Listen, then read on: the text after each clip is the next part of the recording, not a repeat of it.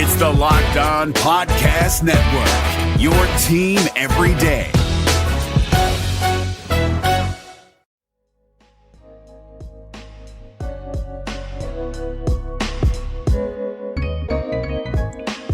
Welcome, everybody, to the Locked On Lakers podcast. I'm Anthony Irwin. I'm joined by Pete Zayas. Pete, how's this vacation treating you? We just kind of sitting back and... I'm busy. I don't have too much of a vacation, but Absolutely. it is certainly nice to not be stressing about a Game 7. That's for sure. After your team was anointed to be, the 96 Bulls, it's nice to not worry about that. I'm trying to think of because what was their saying? It was something along the lines of it was a street lights, not spotlights, right? Mm-hmm. Spotlights don't get much brighter than Game 7s. Mm-hmm. I'm realizing I'm also asking you about vacations and Game 7s and stuff like that, while my Zoom background is literally waves crashing behind me. I'm like, how are you enjoying your vacation? What are you talking about? I'm cross-eyed right now. The one thing, because I was able to extend my desk out a little bit, now my computer is a little further away from me, and I'm realizing that the pooch is now in the picture. Might have to bring my computer. I got to scoot that forward a little bit. Yeah. If I ever do any kind of streaming or anything like that, I gotta, God forbid I work out or anything like that. Today's show. So I've noticed something over the last few days as we prepare for a Game 7 in which one of the most talked about teams in the entire NBA might drop a 3-1 lead as the Heat and Celtics prepare for their first game of the Eastern Conference Finals, and as the Lakers await whoever wins this upcoming Game 7. And oh, by the way, there's a chance that the Lakers and Celtics might meet in the finals. Those storylines, if we're just focusing on the basketball, should be enough, right? We should be set. There's a lot to celebrate, man. These have been some fun playoffs. Had a great first round from Luka Doncic. It had some, early storylines and early just things to celebrate, right? Yeah. And some great basketball. The Lakers. That's actually one of the sad things. I mean, if we're as good as I think we are, and as I hope we are, it will be very fun to celebrate either way. But it's too bad that I feel like people can't really see the Lakers because nobody's agnostic about the Lakers, meaning that you got feelings about the team one way or another, whether you love them. But if you're not a Laker fan, you're not just like to me, I think of the Washington Wizards. I have zero feelings about the Washington Wizards. They're not good, not bad, just they're the Wizards. They're another team in the NBA. Nobody feels that way about the Lakers. And the vast majority of people really dislike the Lakers. What happened is the Lakers have developed into a really, really good basketball team this year. And a fun one. And a really fun one with a lot of guys who try hard, they're really cohesive and they're cool stories. They get along. Yeah, and it's got this great family vibe to it. And it's just too bad so many people root against it so hard and have no care to admit that that's actually where they're coming from, that they have difficulty appreciating this is a great and really fun basketball team all on its own merits if you're paying attention to what's happening on the court. And that goes to your point of hey, let's focus on what's going on, because there's a lot of really interesting, stories and just things transpiring in the NBA playoffs are the highest level of basketball in the world. And it's a beautiful sport. It should be celebrated. That's actually kind of a different direction that I was going to take this conversation. I actually kind of want to stay on that strand. Oh, okay. Regarding the fact that people cannot be agnostic about the Lakers, because I think those people are really missing out. I saw a thread, and look, Isaac Lee of The Ringer is, in my opinion, one of the most talented people out there. I don't know, I had dinner with him a while back. Yeah, I had dinner with him and some other guys. I gave him shit for being a Clipper fan the entire time. As you should. Really, as you should. Yeah, I don't think he cares for me very much. But I did what had to be done. But like again, ridiculously talented. I love the Binge Mode podcast and the work those guys do together. It's incredible. He said like some of the most asinine shit I have ever heard the other day yesterday. By the time you guys are listening to this on Twitter, where he was like, "The Lakers are the evil empire, and you should not ever like consider them like a good feel good story." And it's like, when did we start saying that like success is something we should frown upon? Right. That is what makes you evil. The evil empire, you know? Because if you're really looking for like what would signify and symbolize evil empire-ishness, right? Kawhi is fucking Darth Vader. Like that's his entire persona.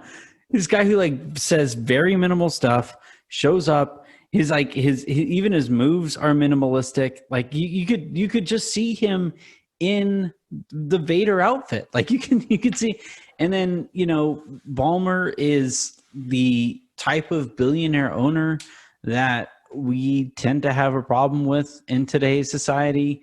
And you have this team of mercenaries that aren't particularly likable, you know, like when you compare it, like if you're trying to make the case to me, hey, you should not like the Lakers, you should like the Clippers.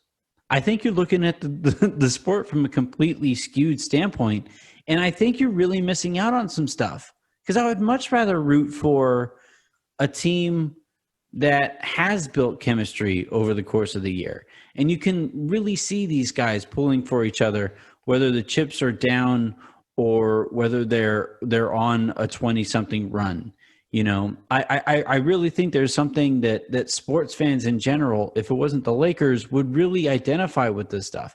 And oh, by the way, they're doing all this while the organization took one of the toughest losses that any organization has taken in any random season. And the fact that they all kind of rallied together as a family, like we always kind of poke and prod with the whole mom and pop shop stuff, but no, they really rallied around each other based on stuff that I know you're privy to and stuff that I have heard, that they really kind of came together and tried to mourn the passing of Kobe Bryant and then get through everything that came about from it, and are now trying to win a championship in his name. Like if it wasn't the Lakers, this would be one of the coolest feel good stories in the entire sport.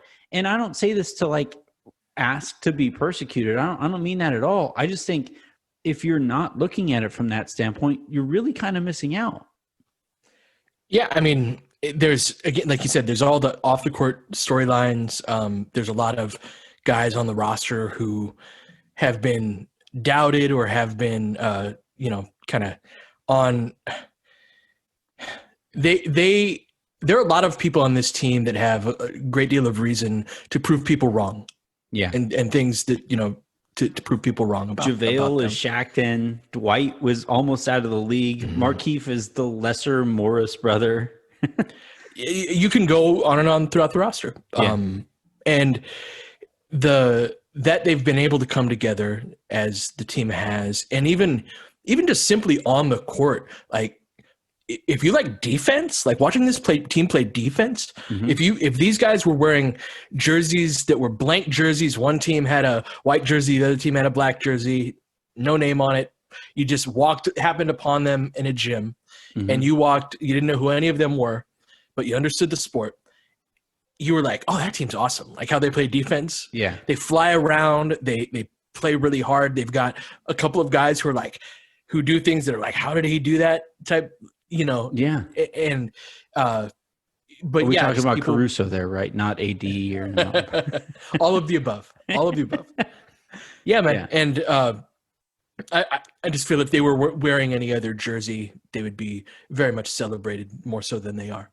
And this isn't just because like I hate it when hockey fans like my sport or any like other fan of a team is like my team. This isn't me saying that. Like if you don't like the Lakers, I frankly get it. The Lakers have tormented a lot of fan bases through the years, with their success, and I think that's where seeing them as the evil empire because of that success comes into play. But I just think if you're looking for, especially in our industry, our job is to find stories, right? Like personally, my favorite thing to do in this industry has always been find the cool story, find the fun story, and then talk about that. Now, sometimes that you look at it more from the X's and O's standpoint, and the storytelling isn't as big a priority, but I still think these things can go hand in hand too. And sure, there are all sorts of interesting basketball storylines. Yeah. Like if you just focus on the basketball, and that's just what we need to do more of. I think this is more in the direction you did want to take it. Yeah, we'll segue there. That we just need to like pay more attention to the basketball, right? Yeah. Like, and because there are all sorts of story. There's drama. There's like, oh, this happened last time, but he came back with this. It's great. It's a great sport. We've become so caught up in the narrative BS stuff that we look more and more away from the court, and there's just plenty to look at that's very interesting. Yep. Let's take a quick second here. When we come back, we'll talk about what we initially were going to talk about in that first segment, which is I'm a little disappointed in the conversation surrounding these playoffs right now. Today's show is brought to you in part by Rock Auto. Head on over to rockauto.com, enter whatever part it is that your car might need, and then after going through the entire process, make sure you let them know that you heard about them by writing "Locked On" in their "How did you hear about us" box. But before you do any of that, just like really peruse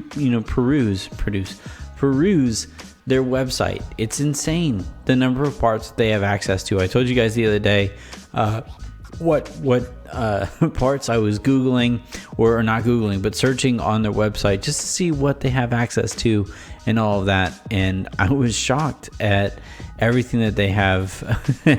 It became a joke, and it remains a joke that more people aren't using this website. So again, that's rockauto.com. They're a family-owned business serving car parts customers for 20 years now. Head on over to rockauto.com, search for auto and body parts from hundreds of manufacturers, and you're going to get reliably low prices. You're going to get the kind of experience that makes you want to go back. That's amazing selection, reliably low prices, all the car parts your car will ever need. rockauto.com.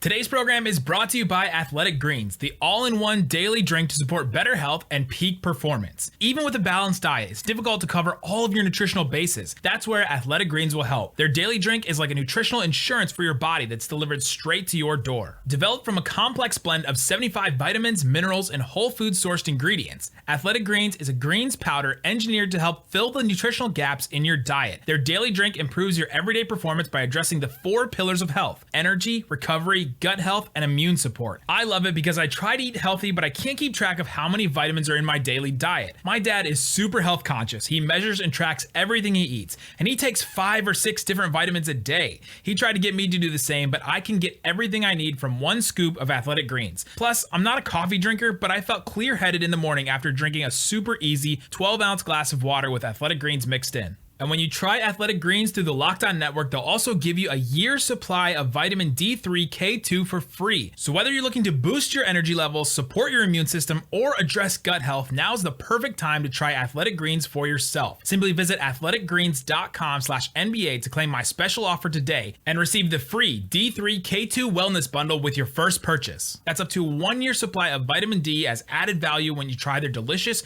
and comprehensive daily all-in-one drink. You'd be hard-pressed to find a more comprehensive nutritional bundle anywhere else. Again, that's athleticgreens.com/NBA.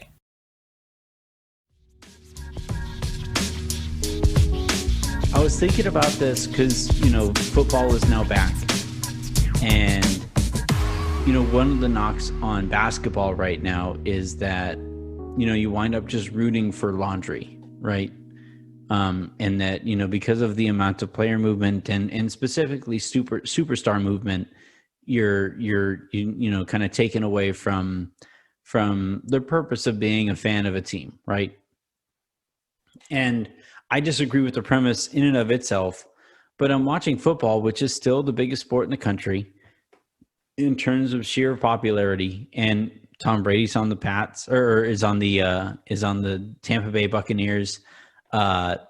The running back who I grew up rooting for, Adrian Peterson, is now on division is in the division against the Vikings, now playing for the Detroit Lions. You have all of these players throughout the NFL that jump teams all the time. Even Jason Garrett, who coached the Cowboys for the last 5 or so years, is now the offensive coordinator of the New York Giants, one of their bitter rivals in their division, right? And so I don't think it's necessarily just the player movement that might rub some fans the wrong way. What I think it is the investment and the interest in it leading up to the player movement. Like in the NFL, you see players traded for. I still have no idea how trade capital works in the NFL. You see really good players traded for a 6th and 7th round pick, and I'm like, okay, sure, that makes a ton of sense. But you see players change teams. You see players sign with different teams all the time, and you never really see the same kind of hullabaloo that goes into before an NBA player changes teams. And now, sure, Giannis would be like, Patrick Mahomes changing teams right now, and I get that would be a major storyline or whatever. But I found myself, as everybody was kind of focused on, did you see that Giannis unfollowed all of his teammates and he unfollowed the Bucks? I'm like, who gives a fuck? Who cares? There's just really great basketball going on right now. Yeah, no, that's, part of it's how the game is covered. And I've always, with LFR, one of my taglines is, let's take a closer look, right? Yeah. It's not, this isn't something that, we don't need gatekeepers anymore. We don't need people on TV or people in a newspaper as it used to be, or even online personalities, right? Telling us that are controlling information and how we perceive. So much of an understanding of basketball will come from even an average fan, just focus on the game for 10 minutes. Mm-hmm. It's so easy to get lost in Twitter and half watch the game because you got something you want to say or you want to read what's going on the timeline, right? I'm guilty of that too, right? But anything that pulls your attention away from the game, if you actually just take 10 minutes and this is a challenge to the Locked On listeners. Mm-hmm. In a non-Laker game, if you got a game on, pick one player and watch them for 10 minutes. Mm-hmm. Not 10 minutes of action, just 10 minutes of real time. When they're on defense or on offense, don't watch the ball, which is going to be hard to do. Put your phone down. Don't talk to anybody else. Just focus on that player. Just watch somebody for 10 minutes. Mm-hmm. And see if the experience was deeper and richer, and you saw several things that you were like, oh, hey, I would have never noticed that had I not been just watching one player. And that's how basketball is on any given play, there are 10 different things that you could focus on if you really wanted to slow down and take a look at it that are interesting. And if you can catch 2 or 3 on any one given play, that's really something, right? But basketball is so rich, but it requires taking that closer look at the sport in the first place. And that's why when TV coverage or play-by-play, and it sounds like they're having a podcast as opposed to actually describing the action of the game, it does a disservice to the fans, and it gets us in places where we're talking about free agency 2 years from now, right? Which is because what you were talking about isn't a new thing. Talking about this guy who's going to be coming up to free agency 2 years from now, there's so much. We need to turn our attention toward the game because that's how we end up in places like that. Yeah, it's kind of like it. I think the NBA and NBA coverage fell in love with the immediate drug that is trade rumors, right? This is very inside baseball, but very little actual on-court action drives a conversation or will drive somebody to click on something in the way that, if you just SEO it out, right? You say Lakers trade rumors, what package would it take to land Giannis Antetokounmpo, right? Like that's just like write out that headline, write that out, store it on your desk for a little bit, and then see how often that shit comes up, because that is going to be the focus here. Whereas, you watch other sports and you watch the coverage of those other sports, and yes, there are obviously personnel movement rumors all over the place as well.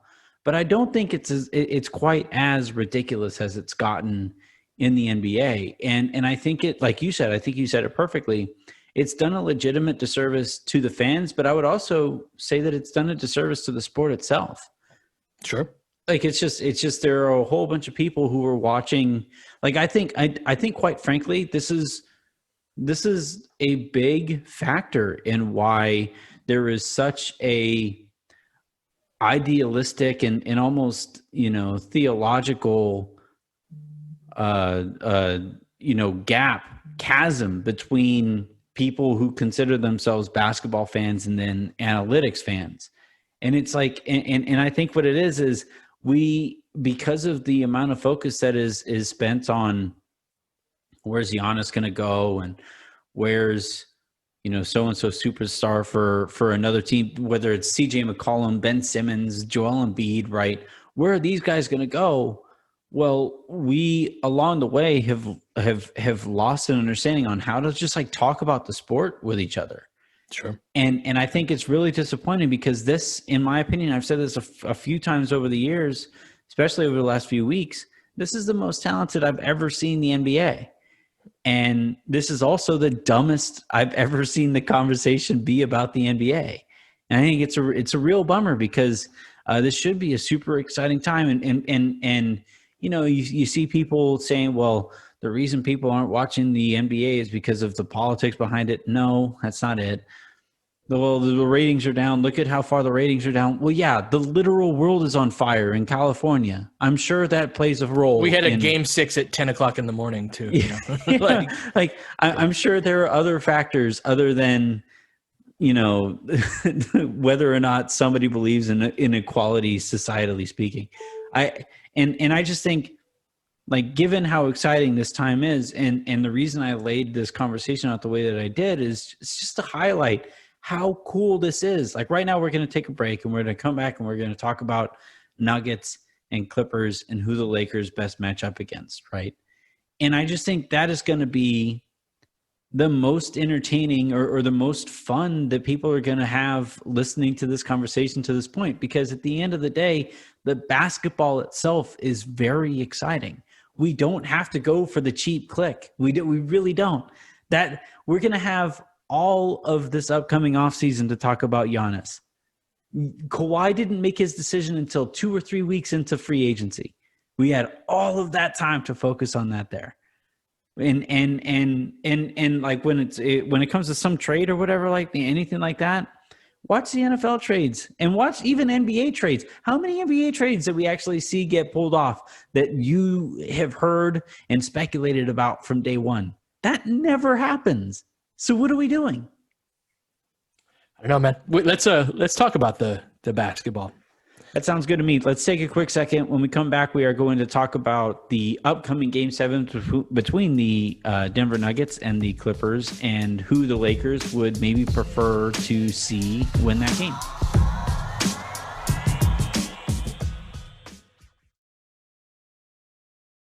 Bengals, Browns, Burrow, Baker, Beckham. A battle of bees goes down to the wire. From our local experts to your ears, these are the biggest stories on the Locked On Podcast Network.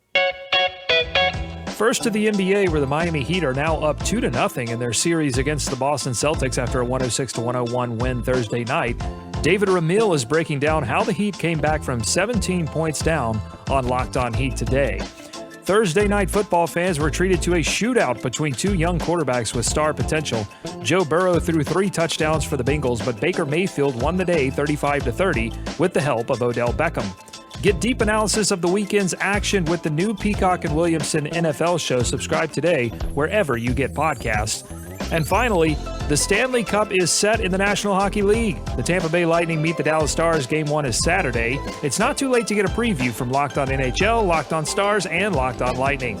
Local experts on the biggest stories. It's the Locked On Podcast Network, your team every day. This week on Hollinger and Duncan. Milwaukee, they never really gave themselves a plan B during the regular season for how they play. It's so hard to change your defense in the middle of the playoffs that you need to have different things in your toolkit. And we see this in the Toronto-Boston series where Brad Stevens and Nick Nurse are pulling all kinds of stuff out of their ass. But it's because it's all stuff they've done during the regular season. Like their team knows how to do it because they've done it before. For a look at the NBA from the inside out, listen to the Hollinger and Duncan NBA show after this podcast.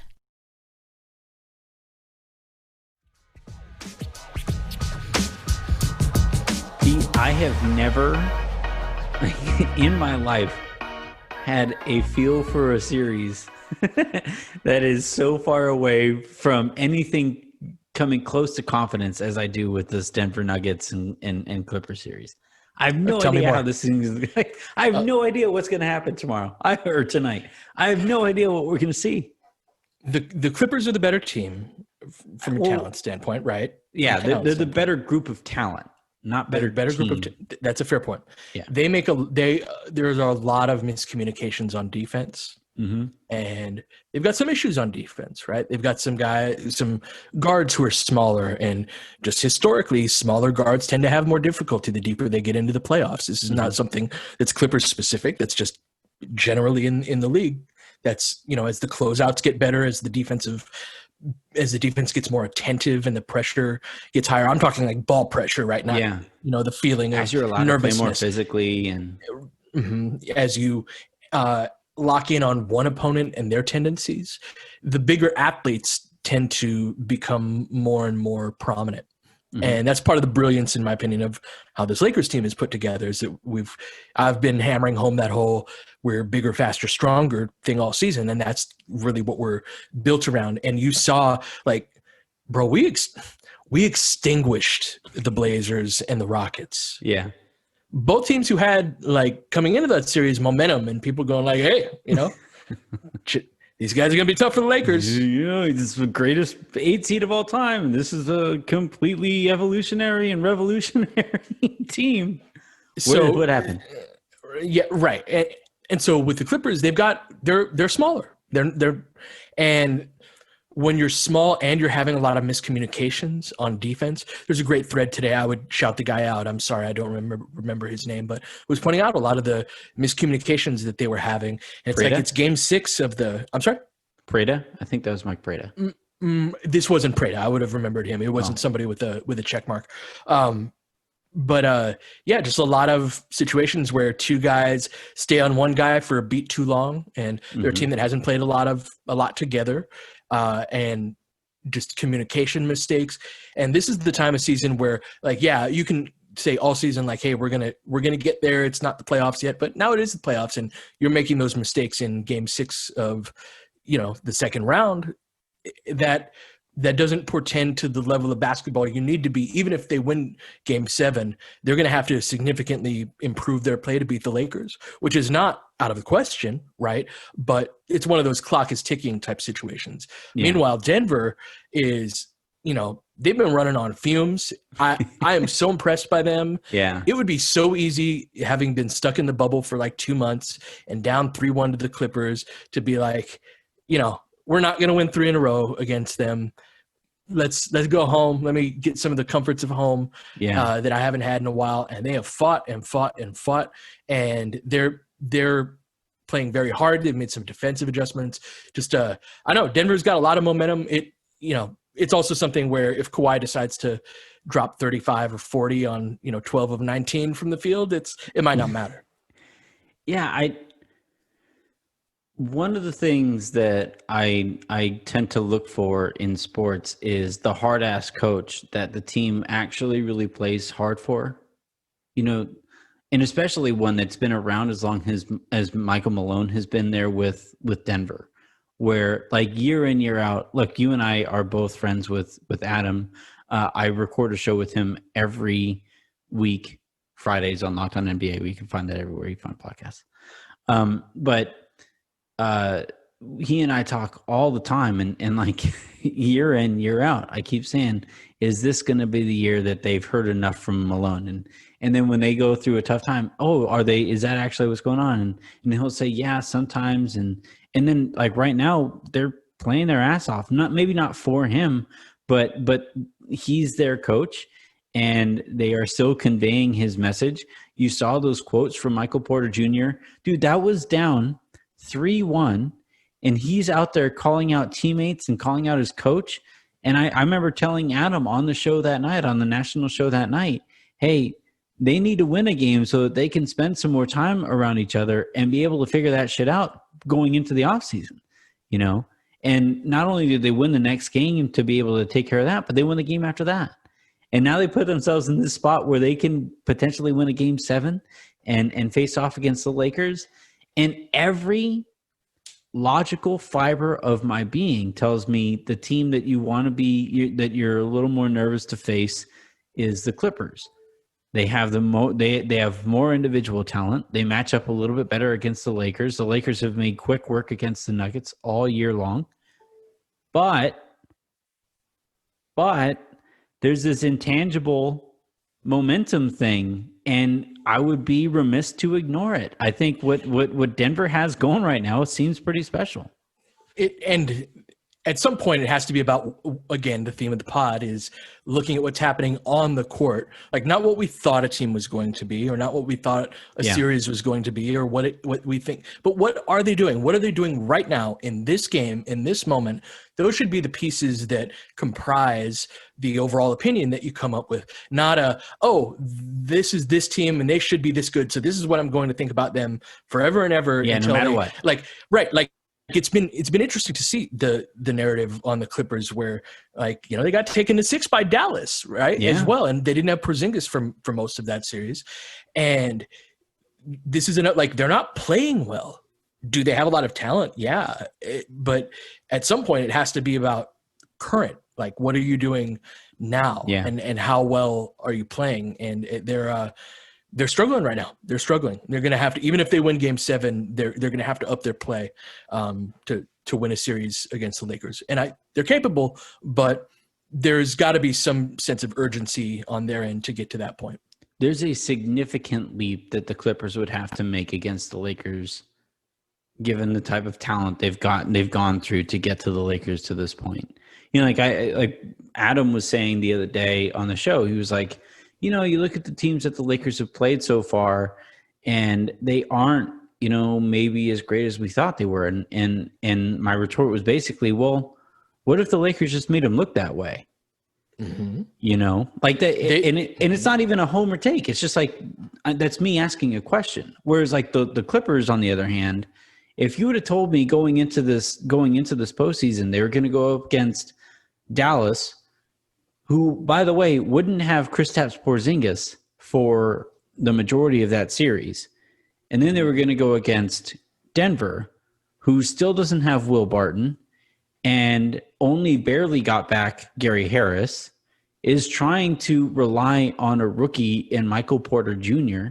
As like an X factor. You know, like the Lakers got pretty solid competition and made them look less than. The Clippers got, I would say, at best or at worst, similar type of competition and made them look better than, you know. Mm-hmm. And I think that's gotta mean something. So I guess I still to this day have no idea who I would rather go up against. But I'm interested for you from where you're sitting. Is there a team like that you're going to be pulling for because you think the Lakers might have a better run against them should one team come out over the top of the other? I don't have at this point, like, this is about us. This is about, if we play the level that we're playing at, I feel good about our chances against anybody. Like, I'm not expecting Markieff Morris to shoot 109% from 3-point range, but just the way we're defending, the way that we're progressively getting better over the course of series. I don't have a preference from this would be better from the Lakers standpoint. I go both ways, right? Like, if the Clippers were to lose a Game 7, that would be Hilarious. not gonna lie. That, yeah, you know, like I also feel like we've had a date with them for a while. Yeah. And we're shown up. We showed up at the time that the date was supposed to happen. Yeah. We're looking at our watches, like, you know, they're gonna show up. Like, Yeah. we're ready for this. We've been building to this moment. The Hey, whole what season. happened? We'll see. What happened was Mhm. Yeah. I can't make a choice between the two teams. I legitimately don't know what team would fare better against the Lakers. I think the Lakers still match up better against Denver just on paper, but when you factor in some of the mental stuff that we've seen from the Clippers this postseason, you have to take that into account. And I think the Clippers, which is insane given the way that the narrative has kind of gone about these two teams, I think the Clippers are the mentally weaker team. I think the Lakers could really take advantage of that over the course of a series. I have no idea who I would rather see the Lakers play against them. But if we see the same kind of Lakers that we saw, you know, from games 2 through 5 and in both of these last series, I don't think it matters who they play. The Lakers are going to come out on top against them and whoever comes out of the East. That the team that we've seen from in games 2 through 5 in both of the last 2 series is the best team in the NBA by a lot, by a significant margin. And it kind of happened again. If like people were paying more attention to what's happening on the court, like I tweeted this out yesterday, but like LeBron's gone into his avatar state once, really, right? Mm-hmm. Maybe he touched it a little bit against Portland in one of the games, but like he hasn't. Like y'all remember what LeBron does in the playoffs, right? Yeah. You know, and he hasn't. He's all right. He hasn't done one of those like, oh, he's in his avatar state, right? He did that in the first half of the third game against Houston, but you know there are long playoff runs where he's doing that for most of the game, right? The last couple of Cleveland teams that he had that weren't quite good enough, right, to win the title, he carried them probably a round or even 2 rounds further than they really should have gone, because he can get to a level that he isn't going to go to unless he has to, and he hasn't really had to because the team's playing so well, and that speaks to the like we're a great defensive team, right? And so long as our role players, right, we've got 2 stars and then everyone else is role players. Well, if your role player's main job is to defend their asses off, they can do that every night. So you get more consistency out of your role players than you do on most occasions. And when one of your superstars is also Anthony Davis, and he's the best defensive player in the game, and then LeBron can get to defensive levels when he wants to, it's just we're a vicious defensive team, and that plus LeBron and AD, I feel good about our chances against anyone. Yeah, I would kind of equate them to that baseball team that has timely hitting, you know, like the Giants there for a while, or some that KC team that would get the hit when they absolutely have to, and then the game would get to the bullpen, and the clamps would tighten up, and the game was effing over. You know, like when they brought in, you know, their setup pitcher, and then, or even you know, their 7th inning pitcher, their 8th inning pitcher, and then finally their closer, you weren't going to score in those innings. So you better have gotten your licks in before then, so that you can maybe stymie the tide whenever that timely hitting sets in. That's kind of how I look. And those are the kind of teams, by the way, that have won World Series the last few years. Like that, those are the teams we've seen a shift from the Curt Schilling, Randy Moss type, you know, rotation that just dominates a series and wins 4 out of those 7 games that those guys pitch in. We've seen it shift more towards bullpen play. And I think the Lakers are kind of in that same realm on a basketball court, where in the second half, you start to see those clamps tighten up. You see those rotations tighten up. You see everybody start flying around all over the court. That allows them to get into transition, and they make baskets when they have to go on those runs and make the team look bad. Like that's basically where I see this Lakers team. And I don't see any other team out there that has that gear in them. and definitely doesn't have the ability to make adjustments that we've seen the Lakers make throughout this postseason. Part of the ability to get to that higher gear is it's a season-long process that requires building cohesion over time and reps together, and that's something that you can't skip that process, right? You cannot just flip that switch, especially if you're a new team, and expect to be able to get to that point. I'm wondering now, I'm realizing I'm going to a lot of like cross-sport analogies. And if you're coming here for a basketball podcast and you aren't like a baseball fan, or you aren't a football fan, you aren't a boxing fan, you might find yourself pretty lost. Let me know in the reviews, iTunes reviews, preferably with a 5-star review, if you're able to keep up with the cross-sport analogies, because I'm realizing I lean on that quite a bit.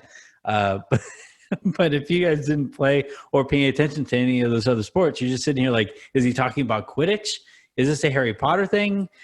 Like, is this another Avatar reference? Like, what are we doing here? I think what it comes down to kind of wrap all this together, right, is that if you haven't paid attention to this Lakers team closely, and especially if you haven't been able to isolate yourself from the biases that come with whatever the Lakers did to your favorite team growing up, and if you're able to avoid the dumb conversations that take place, especially on the national like TV shows. I'm sorry, I find a lot of that the conversations on those shows nauseating. And if your only access to this Lakers team is on those national TV games where you're just like rooting against them because they are the Lakers, because they are considered the evil empire, then I think you're really missing out, man. And I know like the point of sports fandom is emotional. It's not logical. And therefore, like, you can't really help it necessarily.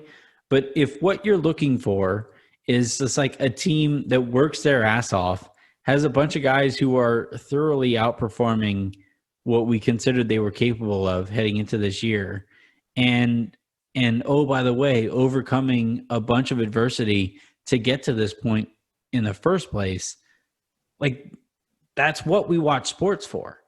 And if you aren't able to do that, I can't help but not feel sorry for or pity for or whatever. I just feel like you're really missing out on something. Not telling you, hey, go. I require you all to go, buy a Lakers shirt or buy a LeBron jersey or whatever, and nothing like that. Just watch this team rotate on defense, and then be able to identify what this team is special at. And I think it's the kind of thing that a lot of people watch basketball hoping to see on a night-to-night basis. Yeah, watch that player for 10 minutes. Yeah. Lock in on that Boston-Miami series. Watch a guy for 10 minutes and see if it changes how you watch the sport a little bit. Who would you say, like, if it is the whether it's Lakers or Nuggets, Celtics, or Nuggets, Clippers, Celtics, Heat, like if you had to find one player in those games to watch, who would you kind of direct people towards? Ooh.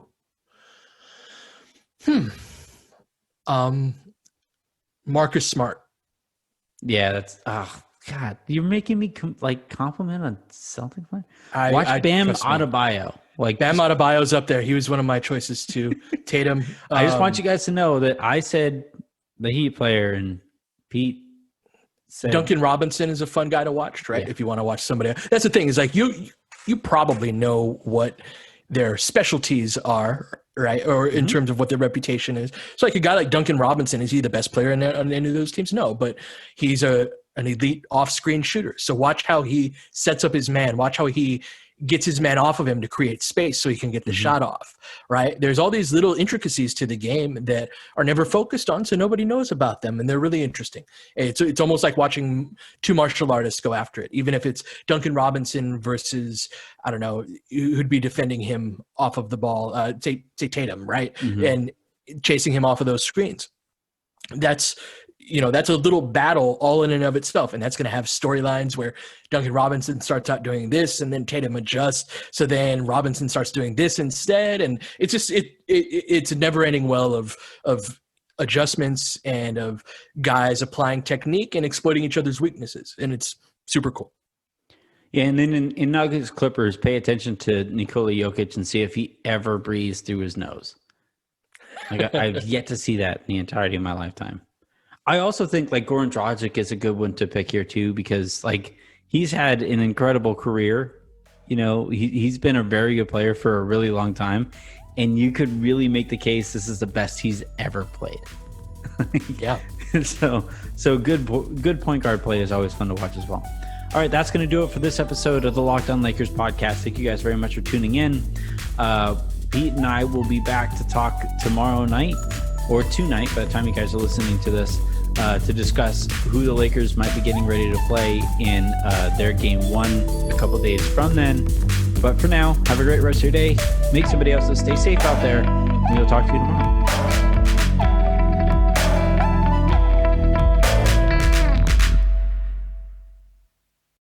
Hi guys, this is Josh Lloyd, host of the Locked On Fantasy Basketball podcast. The NBA is back, so that means that fantasy basketball is back in one form or another. We've got daily fantasy, but there's also some fantasy leagues with the resumption of play with these 8 regular season games in Orlando, and Locked On Fantasy Basketball is going to have you covered. It's not just for fantasy basketball though, because we recap all of the games across the NBA, so if you're looking for a broad overview of the action across the league every day, Locked On Fantasy Basketball is the podcast for you.